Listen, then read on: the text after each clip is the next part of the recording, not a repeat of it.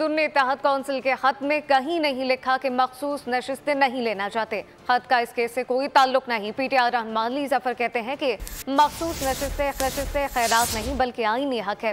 उम्मीद है election commission PTI के हक में फैसला देगा। अगर हमारी सीटें पीपी और नून लीग में बांटी गई तो सुप्रीम कोर्ट जाएंगे। आइन शिकनी हुई तो सदर, स्पीकर और डिप्टी स्पीकर का इलेक्शन भी मुतनाज़ा होगा।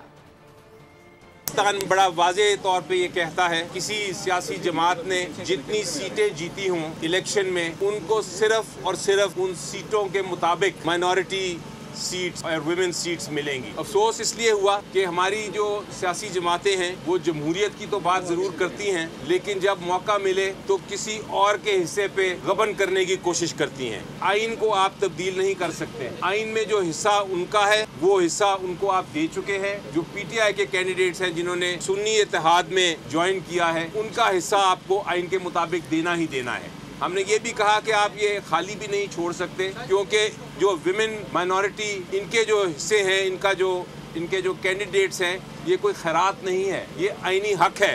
तो उम्मीद तो मेरी ये है आइन और कानून के मुताबिक फैसला होगा। अगर ये गबन जो है गैर कानूनी गबन वो अगर हो गया तो फिर हम ज़रूर सुप्रीम कोर्ट जाएंगे।